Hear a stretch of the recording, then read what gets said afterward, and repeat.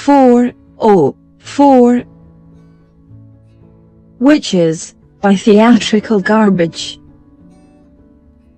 The Alomar witches gathered at the base of the lonely mountain, cloaked in the darkness of night. The magnetic poles were aligning, signaling the start of their ancient ritual.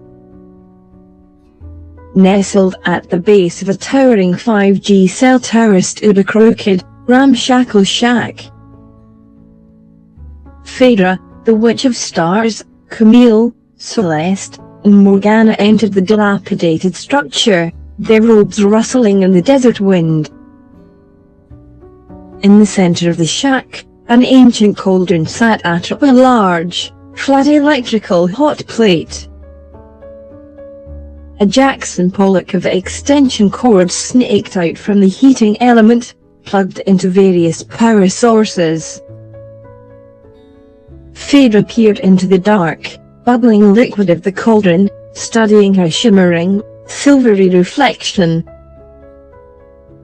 Should there be more light or less light for the ritual, she asked, turning to Camille. Camille considered the question, her brow furrowing in thought. The alignment of the poles demands a delicate balance, she replied. Too much light could disrupt the energies. But too little and we may lose our way. Celeste and Morgana began adding ingredients to the cauldron, chanting ancient incantations under their breath. The liquid churned and hissed, sending up plumes of mystical vapor. We must be precise, Phaedra murmured, her eyes never leaving the cauldron. The power of the stars is with us tonight. We cannot afford any mistakes. The four witches circled the cauldron, their hands joined as they prepared to begin the ritual, the fate of the world hanging in the balance. Danael, the Witch of Decay, swept into the shack, her flowing purple robes cascading over her elegant figure. I prefer the dark, she said in a chilling voice. Delphi, the Witch of Flowers, interjected, it does not matter. Magnetic forces care not for light, or lack thereof, only time and distance. Phaedra turned to Danael, her expression blank. Danael, the spores, she said. Danael held out her grey, withered hand, and microscopic glints of life floated down into the babbling cauldron. A feather of satin green and true, wrapped in lies as wide as the sky's blue, Delphi chanted, adding her contribution to the ritual. The four witches circled the cauldron, their hands joined as they prepared to harness the power of the aligning magnetic poles.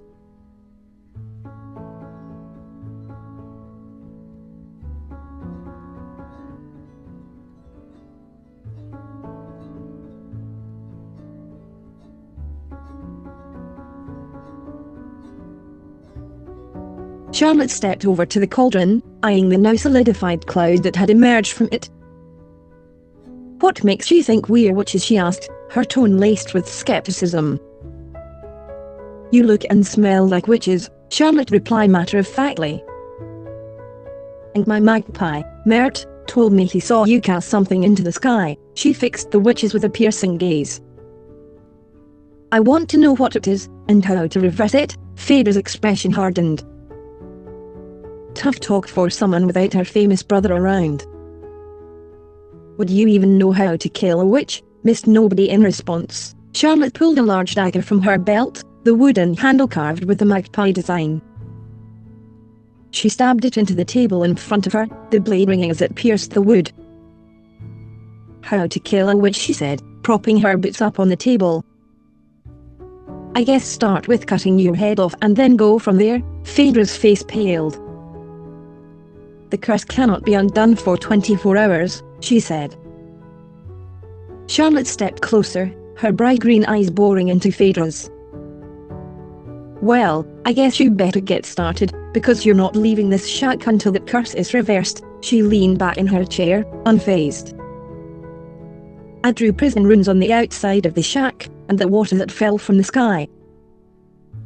That was cast from the bloodline of rain, so careful not to get any on you." The witches exchanged nervous glances, realizing they were trapped and at the mercy of this confident and formidable young woman. Charlotte's unwavering presence and intimate knowledge of their craft had clearly unsettled them, and they knew they had no choice but to comply with her demands. "This evening is the ritual,"